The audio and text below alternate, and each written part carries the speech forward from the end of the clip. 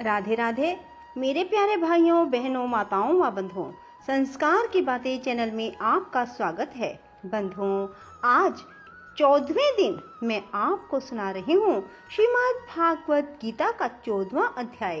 बंधुओं, यदि आपने YouTube चैनल संस्कार की बातें अब तक सब्सक्राइब नहीं किया तो जरूर करें और बेल आइकन दबाना ना भूलें ताकि आपको हमारी आने वाली सभी वीडियोस की जानकारी सबसे पहले हो सके। बोलो कृष्ण भगवान की जय, पितृ देव की जय। बंधुओं, श्रीमद् भागवत गीता सुनने के बाद कमेंट बॉक्स में राधे राधे अवश्य लिखें।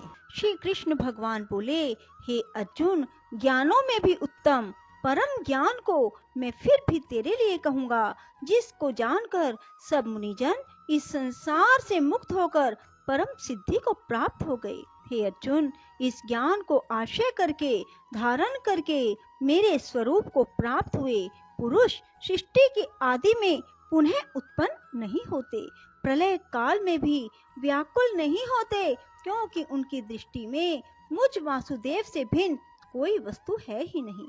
हे अर्जुन, मेरी महत ब्रह्म रूप प्रकृति अर्थात त्रिगुणमयी माया संपूर्ण भूतों की योनि है, अर्थात गर्भाधान का स्थान है।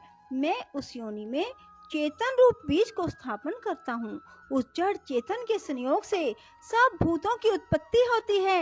हे अर्जुन, नाना प्रकार की सब योनियों में जितनी मूर्तियां अर्थात शरीर उत्पन्न होते हैं, उन सब की त्रिगुणमयी माया तो गर्भ को धारण करने वाली माता है। मैं बीज को स्थापन करने वाला पिता हूँ। हे अर्जुन, सत्वगुण, रजोगुण, तमोगुण ऐसे यह प्रकृति से उत्पन्न हुए तीनों गुण इस अविनाशी जीवात्मा को शरीर में बांधते हैं। हे निष्पाप, उन तीनों गुणों से प्रकाश करने वाला निर्विकार सत्व गुण तो निर्मल होने के कारण सुख की आसक्ति से और ज्ञान की आसक्ति से अर्थात ज्ञान के अभिमान से बांधता है। हे अर्जुन, राग रूप रजोगुण को कामना और आसक्ति से उत्पन्न हुआ जान वह इस जीवात्मा को कर्मों की और उनके फल की आसक्ति से बांधता है।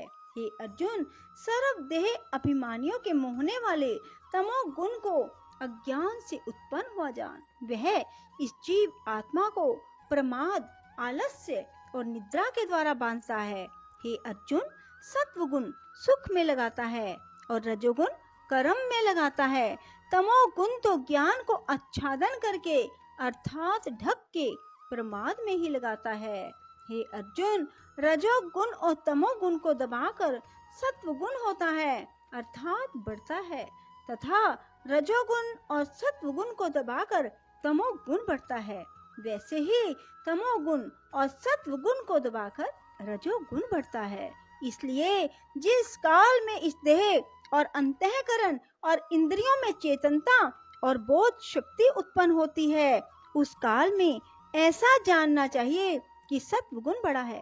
हे अर्जुन, रजोगुण के बढ़ने पर लोभ और प्रवृत्ति अर्थात संसारिक चेष्टा सब प्रकार के कर्मों का स्वार्थ बुद्धि से आरंभ एवं अशांति अर्थात मन की चंचलता, विषय भोगों की लालसा, यह सब उत्पन्न होते हैं।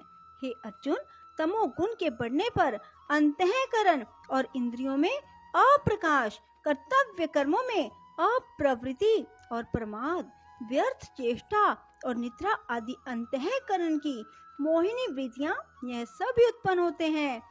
हे अर्जुन, जब यह जीवात्मा सत्वगुण की वृद्धि में मृत्यु को प्राप्त होता है, तब तो उत्तम कर्म करने वालों के मल रहित अर्थात दिव्य स्वर्ग आदि लोकों को प्राप्त होता है।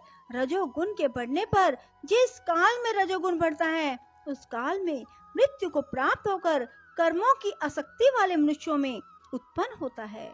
तमोगुण के बढ़ने पर मरा हुआ पुरुष कीट, पशु आदि मूढ़ योनियों में उत्पन्न होता है, क्योंकि सात्विक कर्म का तो सात्विक अर्थात सुख, ज्ञान और वैराग्य आदि निर्मल फल कहा है, और राजस कर्म का फल दुख और तामस कर्म का फल अज्ञान कहा है। सत्वगुण से ज्ञान उत्पन्न होता है, रजोगुण से निसंदेह लोभ उत्पन्न होता है, तमोगुण से प्रमाद और मोह उत्पन्न होते हैं, और अज्ञान भी होता है। इसलिए सत्वगुण में स्थित हुए पुरुष स्वर्ग आदि उच्च लोकों को जाते हैं। रजोगुण में स्थित राजस पुरुष मध्य में अर्थात मनुष्य लोक में ही रहते हैं। तमोगुण के कार्य रूप निद्रा, प्रमाद और आलस्य आदि में स्थित हुए तामस पुरुष अधोगति को अर्थात कीट, पशु आदि नीच योनियों को प्राप्त होते हैं। हे अर्जुन, जिस काल में दृष्टा अर्थात समष्टि चेतन में एक ही भाव से स्थित हुआ साक्षी पुरुष तीनों गुणों के सिवा अन्य किसी को करता नहीं देखता, अर्थात गुण ही गुणों में बरतते हैं, ऐसा देखता है। तीनों गुणों से अति परे सच्चिदानंद घन स्वरूप मुझ परमात्मा को तत्व से जानता है। उस काल में वह पुरुष मेरे स्वरूप को प्राप्त होता है तथा यह पुरुष इन स्थूल शरीर की उत्पत्ति के कारण तीनों गुणों को उल्लंघन करके जन्म, मृत्यु, वृद्ध अवस्था और सब प्रकार के दुखों से मुक्त हुआ परमानंद को प्राप्त होता है। इस प्रकार भगवान के रहस्य युक्त वचनों को सुनकर अर्जुन ने पूछा, हे पुरुषोत्तम, इन तीनों गुणों से अतीत हुआ पुरुष किन किन लक्षणों से युक्त होता है, किस प्रकार के आचरणों वाला होता है? हे प्रभु, मनुष्य किस उपाय से इन तीनों गुणों से अतीत होता है?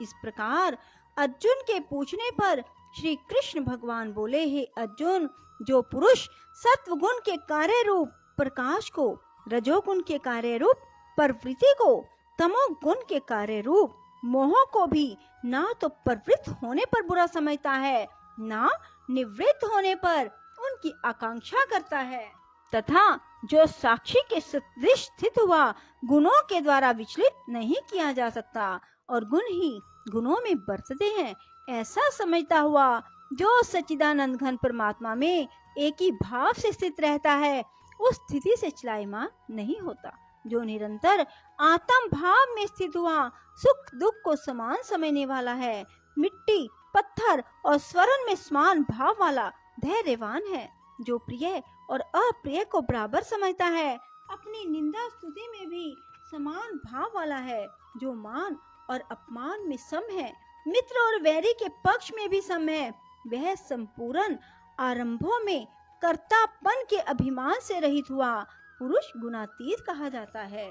जो पुरुष अव्यभिचारी भक्ति रूप योग के द्वारा मेरे को निरंतर भजता है, वह इन तीनों गुणों को अच्छी प्रकार उल्लंघन करके सच्चिदानंद घन ब्रह्म में एक ही भाव होने के लिए योग्य होता है। हे अर्जुन, उस अविनाशी पर ब्रह्म का और अमृत का, नित्य धर्म का, अखंड एक रस आनंद का मैं ही आशय हूँ, अर्थात उपयुक्त ब्रह्म, अमृत, अव्यय और शाश्वत धर्म, एकांतिक सुख, यह सब मेरे ही नाम है, इसलिए इनका मैं परम आशय हूँ। राधे राधे, जय श्री कृष्णा। बंधुओं, यदि आपको हमारी वीडियो पसंद आए तो इसे लाइक करें और शेयर भी जरूर करें। धन्यवाद।